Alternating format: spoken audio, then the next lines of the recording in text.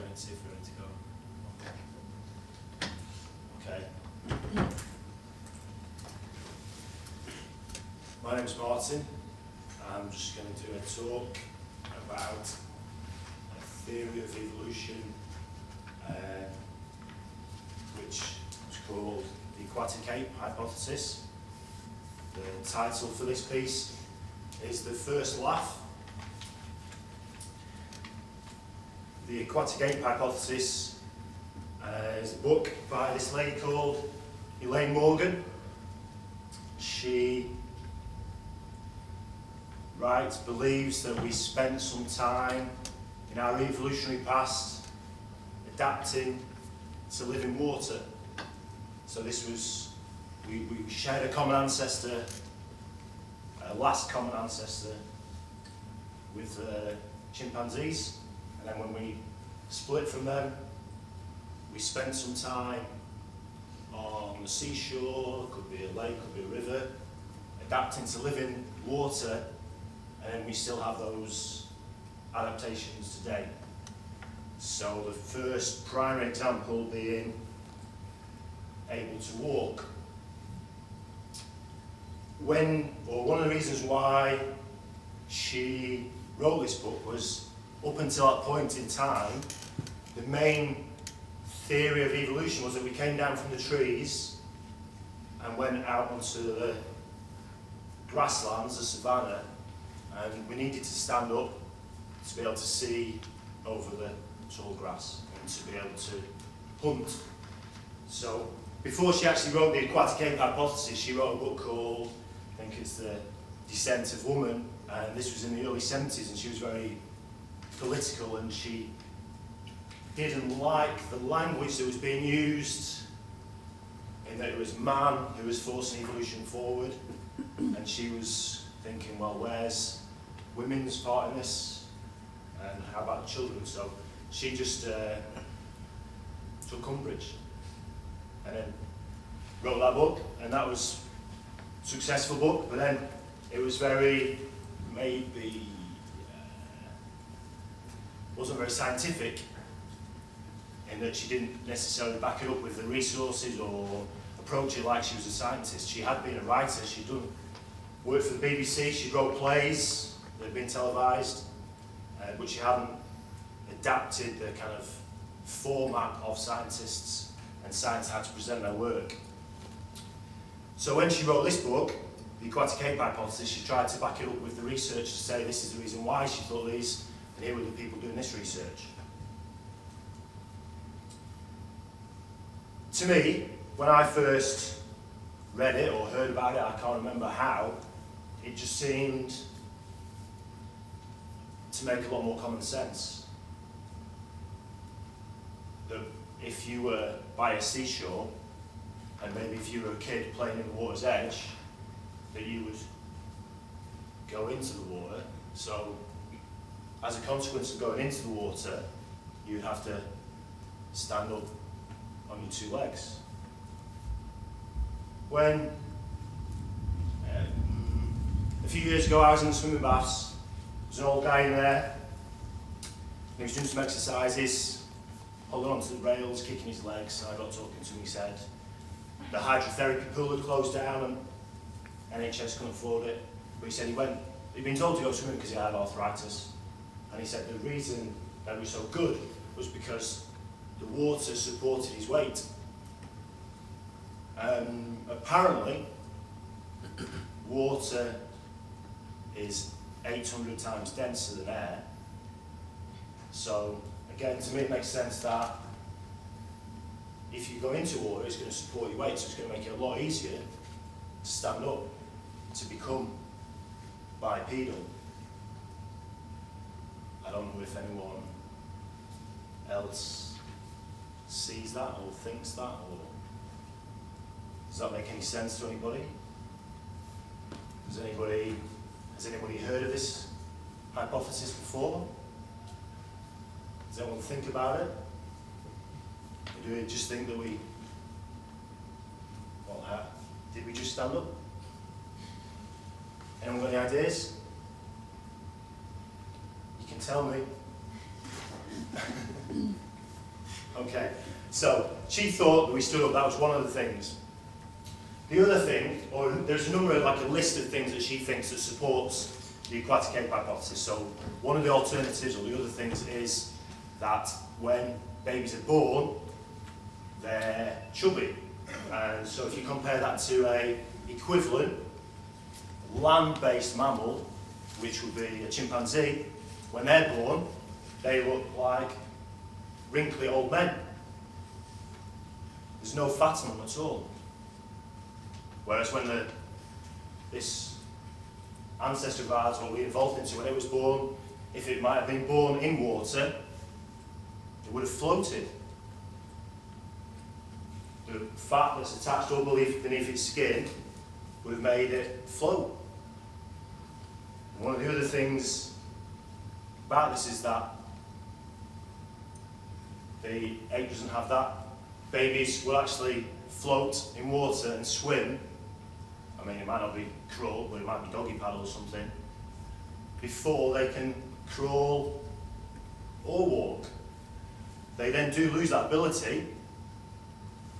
But in some of the other books, they say that other aquatic mammals, when they're born, don't necessarily swim straight away. So, for example, let's say an otter or a dolphin even doesn't swim straight away. It has to be kind of cajoled into being able to swim.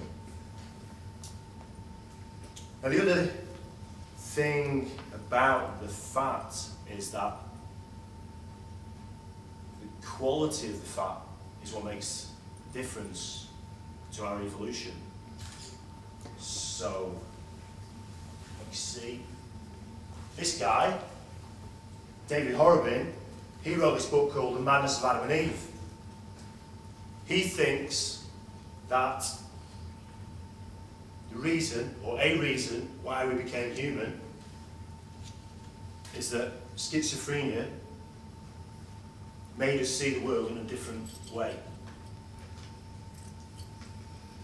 Now, even when I'm looking through this and looking at it and look at all the other things and then type in Google definition of schizophrenia or what schizophrenia means lots of different things to lots of different people, so it's a very broad spectrum as to what it is. But I mean, the title of the book is The Madness of Adam and Eve, so he's trying to infer or suggest that somewhere along in the past in our history that some of us, someone inherited a spark to see things in a different way, and that might have been a way where they were creative, or it might have been where they were easily destructive. So one person may have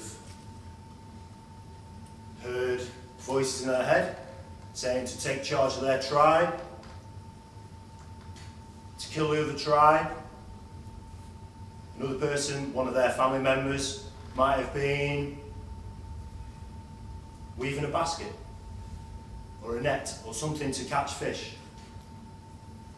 So that expression of that madness manifests itself in a different way. The important thing about this guy's theory is the kind of fats and the ratio of the fats. So you might have heard of omega-3 and omega-6, and both of those are essential fatty acids which we have to get from our diet. And the main source of those is from seashore. So from things like mussels or crabs or lobsters or those kinds of things. Not necessarily fish, but some fish maybe. The important thing about it is this ratio that you keep the omega-3 and the omega-6 in an equal balance.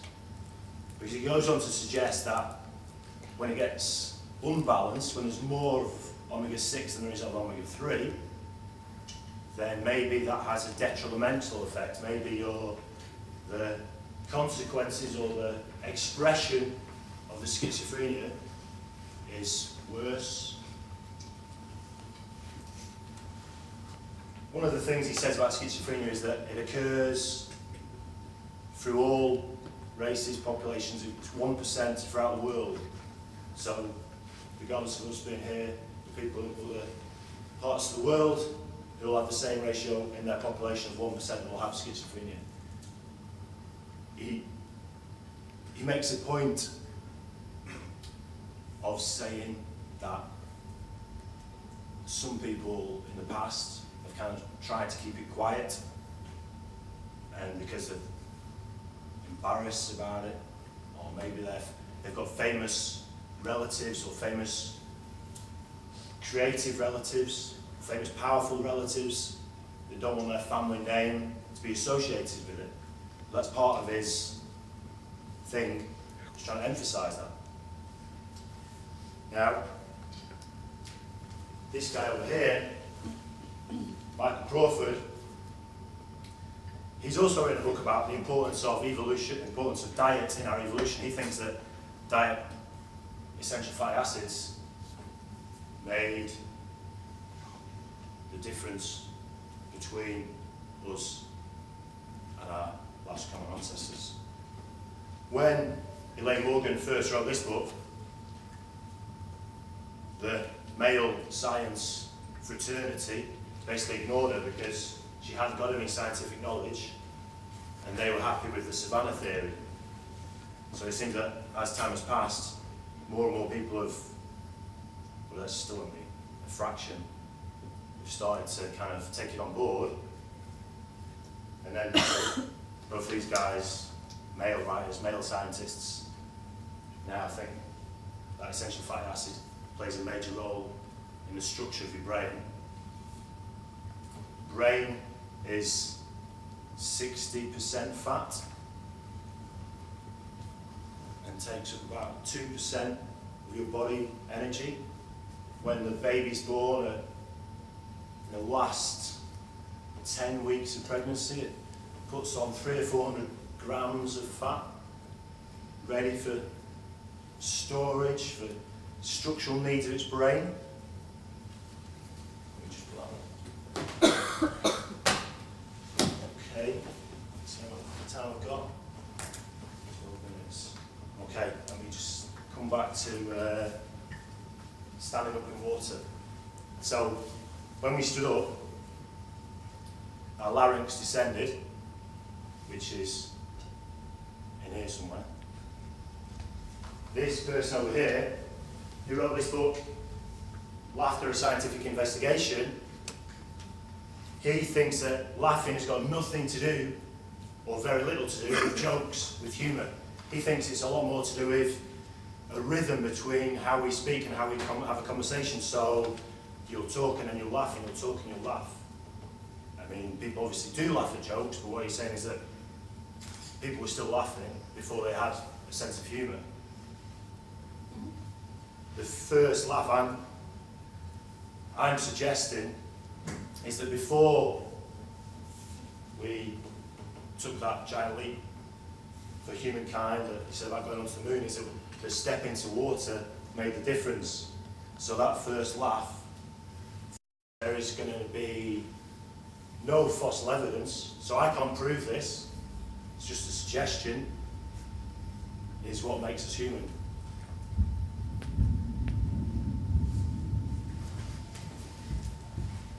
I think that's about it.